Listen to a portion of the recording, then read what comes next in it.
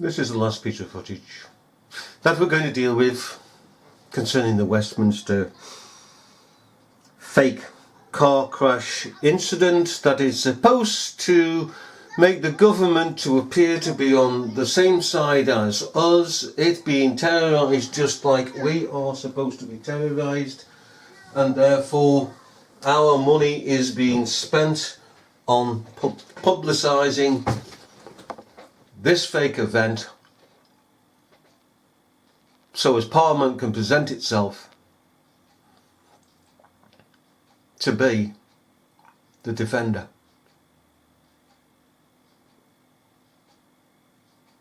And to also, I've just seen something here, keep clear, there we go, yes, that's perfect. I just saw something that, perfection. Just seen something that is,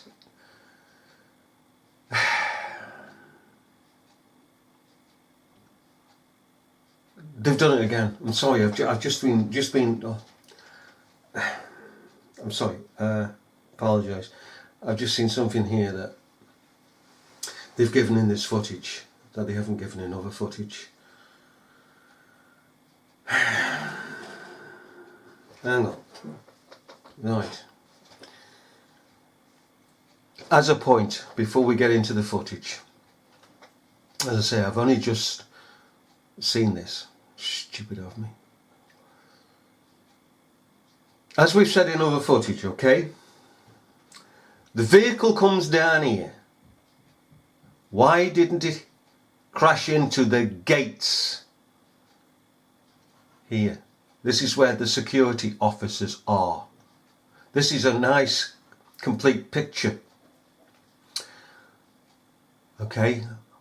Of the road that leads into Parliament, the only road that leads into Parliament, and through it, down beneath Parliament into the car park of Parliament. Airy Neve got blown up with his tilting bomb underneath Parliament. Okay, so why did not the car?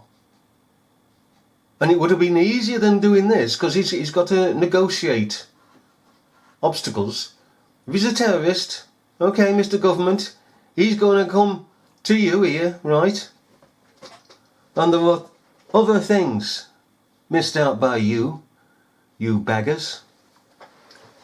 You've got a man whom you are declaring to be a pigging terrorist, alright? Is he a Unabomber by any chance? Come on, you're a terrorist. What are you going to have in your car? What are you going to have? Well, for a start, you're going to have a pigging van. But okay, we've got a car. It's going to be packed with explosives. The man himself is going to have probably a suicide vest on. There's going to be two of them. Okay? So, in a normal scenario, you're going to have a car coming down here with two guys in it. Okay? Going, Ali Akbar, Ali Akbar. They're going to pull in here very fast. One's going to jump out, throw himself at the police, blow the police up before they can raise their guns, blow the gates completely open. Then his mate's going to go straight over the rubble, straight down into the car park and set their buggering lot off. Now that is a terrorist act. Did they do that? No. He never even attempted to run down the police officers, and he could have done so. I mean, he could have come down here about 10-20 miles an hour, just turned slightly and put his foot down on the accelerator, and within this short distance he'd have had them. He'd have had these pigging officers, because they could say Moses. He'd have had them. And having had them, run over them as well, he could have gone down into Parliament.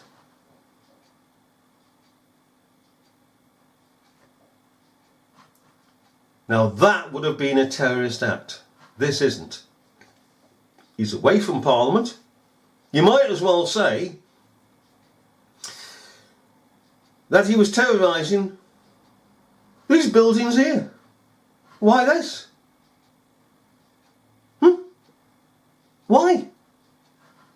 Could some newsman please tell us why it is that this car is in no man's land? Why it is that Parliament is saying, no, he's terrorising us. Well, these boys can come out of any of these pigging buildings here and say, no, hang on a minute. They're terrorising us. How can you say they're terrorising us MPs when the man is in no man's land? Yeah, but he's in our area. No, he's in the actual area. A public area. This is a public pavement. This is a public road. This is your pigging area here. Behind the pigging barrier and behind the railings. This is yours. This is ours. If it's behind here, he may be terrorising you. If you're that childish. Eh? Only children get terrorised. Adults don't get terrorised. They're men and women.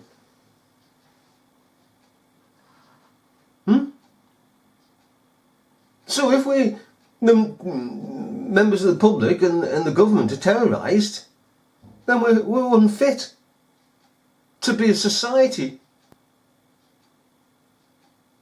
Aren't we? We need to do something about it. Again, only children are terrorised. And if Parliament is saying, oh, it's a terrorist act and we're being terrorised, well, resign. And put some men and women in. Mature people. Mind you, if you did that, all this picking lot would stop. They'd stop misusing public funds to create these buggering things. So, this bugger here should, in reality,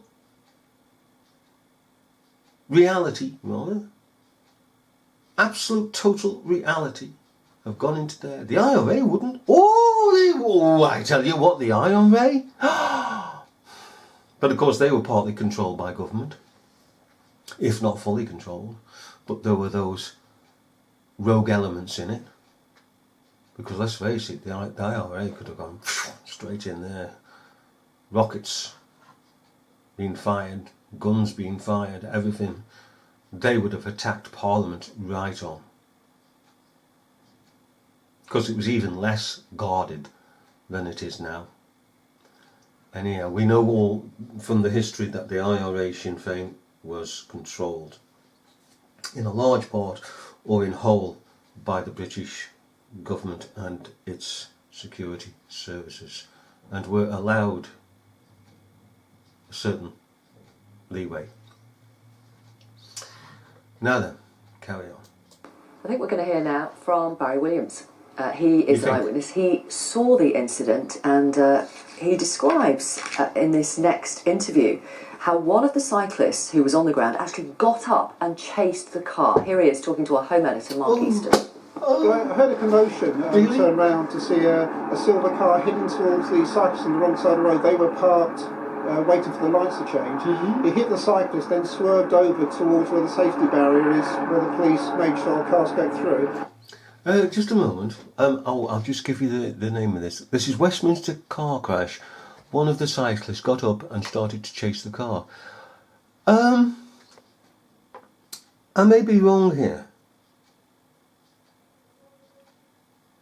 because I don't know if the cyclists in London, but everywhere I've seen cyclists, I've yet to see them parked up at traffic lights. Maybe it's just they did, but it's a rare thing.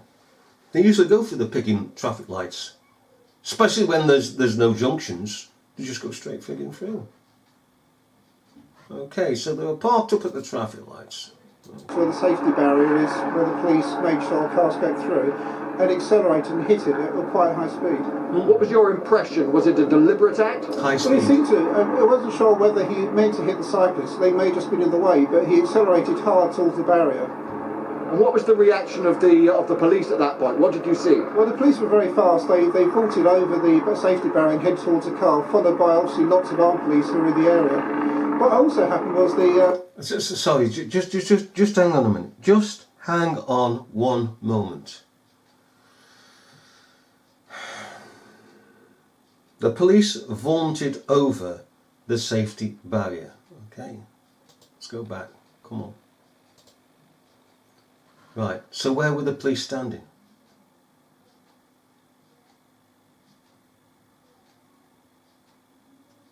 They must have been standing here then. What they were doing standing here? To have vaulted over the safety barrier, but what were the police doing here? Why here? Of course they weren't here. But we're just saying, what he's saying, that they vaulted over the safety barrier. So they were in place. They weren't up here, anywhere here. They just happened to be down here. This is the most exposed place. The police would surely be here, not here. This isn't exposed. Equally, the police would have been here. And by the way, why did they leave this open? Why did they leave this open? What's the purpose of having all this barrier here? I've never actually seen this to be open, but then maybe they've changed their mind, but why is it open? There's no point in having your barrier here to protect that if you're just going to have a measly little bar here. It's not a frigging barrier, it's a bar. It's not one of these. Why have it open? But then again, you see, maybe they have it open so they can get a barrier here, a bar, so that they can lift it and vehicles can come straight down here for some reason. Those who live in London and can go to see this site can inform us even better. It does seem very peculiar. Very peculiar indeed. He describes in this next interview how one of the cyclists who was on the ground actually got up and accelerated and hit it at quite high speed. What was your impression? Was it a deliberate act? Well, he seemed to. I wasn't sure whether he meant to hit the cyclist. They may have just been in the way, but he accelerated hard towards the barrier. And what was the reaction of the police at that point? What did you see? Well, the police were very fast. They vaulted over the safety barrier and head towards the car, followed by obviously lots of armed police who were in the area. What also happened was the police started to do a cordon. Not only did police come towards us, the police actually headed away to try and block off people walking towards us. Really? What else you missed? Come on! Supposed to be an eyewitness. Alright? So the police get there. Hello Bill, hello Bob, hello Ben, hello, Andy Pandy's coming. Up, over the barrier, whee, woo, hey, we got to the car, hey, smile for the picking cameras, hey Bill, hey, I'm going to be on TV. Hey, look at all these picking cameras here in the satellite bands here, Bill. Hey, oh, just as we get here. To go to the car and open the picking car, look at all this, like, hey, hello Mum, hello Dad, hey, rock on TV, I'm famous, you know. You forgot about that, didn't you? Hey, all those picking media vans, and oh, hey, look up Tom. Way, look at that in the sky. It's an helicopter. We're going to be on TV twice. It's going to pick us up. Yeah. And of course they get home and they see they're not on footage from a helicopter. The helicopter's, for some reason, hasn't stayed around, has it? It's pissed off. Oh, how convenient. It just happens to be there when the car comes pigging down in the right area, right, on the right day, at the right time, of the right month, of the right year, and takes sufficient footage on the vehicle and nothing more. Now, come on, reality. We see this buggering thing up in the sky and it's whirling away, hey, for about half an hour or more, taking footage, taking in the scene. Doesn't happen on here, because they're trying to hide the fact that, like he's trying to hide the fact that there were frigging media vans on site.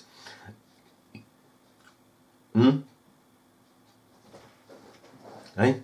Because when that helicopter, the guys in that helicopter took the footage, there was no media vans.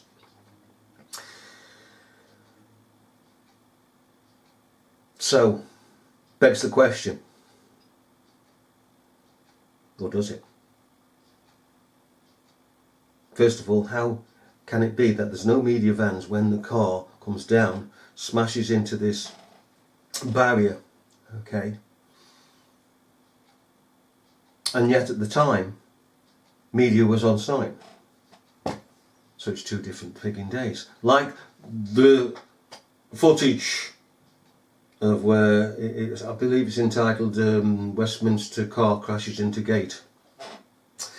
That footage where he's getting out of the car, handcuffed by the fuzz, taken away, and the fellow is facing Whitehall.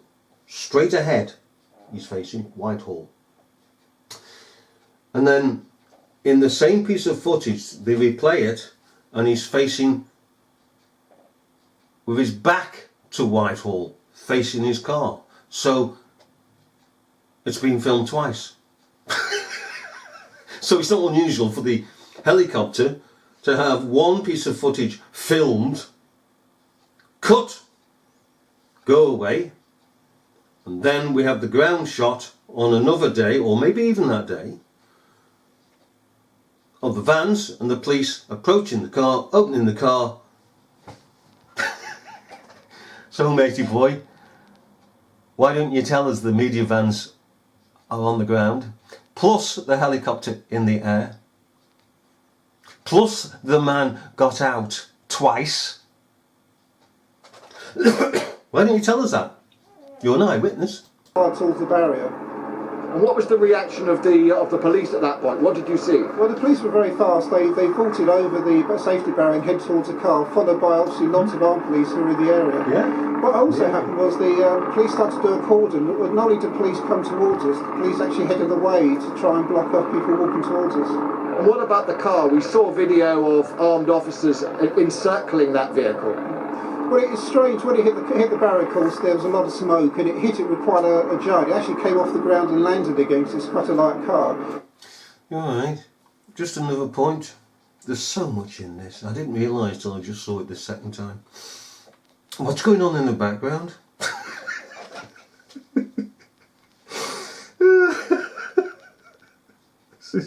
This is crazy. What's going on in the background? Eh? Well, we just said about the helicopter, didn't we? How it hangs around. Filming. It's still hanging around. And it still should be piggy filming. But why have they cut it off? As the car hits this barrier.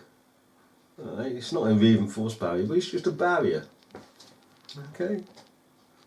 Why isn't it continued? Because it's picking still here in the air, isn't it?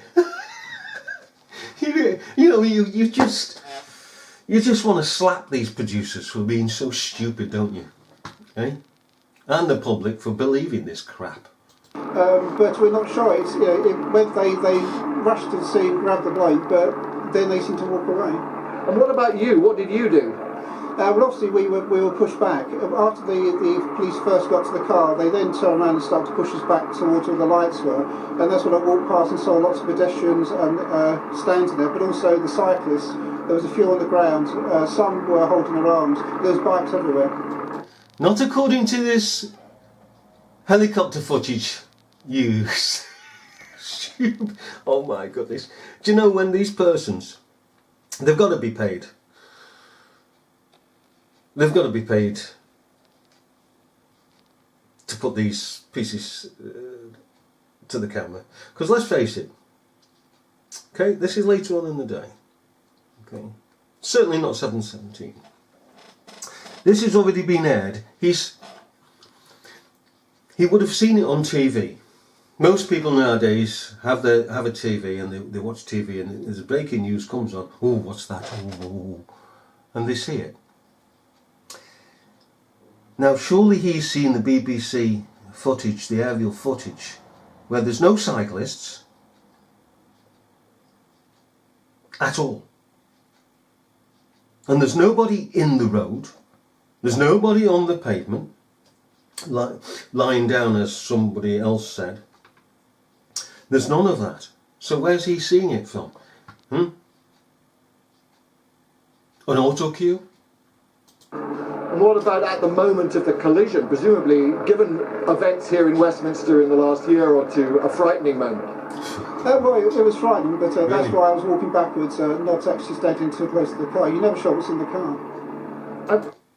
Sorry, what was that about the car? You never shot what's in the car. Oh, he didn't. And the scene on the ground. So he wasn't sure who was in the car. Oh, he's just seen the car drive down at speed. Now I'm going to have a look out the pegging window. Yep, definitely. I can see a car. There's nobody in it, but if I'm looking at that car and there's somebody in it, I know there's how many people are in it. Now I've had speeding cars down this road, and I've stopped the sodding things, gone out and stopped them. Now they've been going down at a terrific pace. Talking about 50? Now then, as I've seen the car pass, I've seen one person in. We pick it up, that's reality, that's real life. This fellow here wasn't certain. When he seen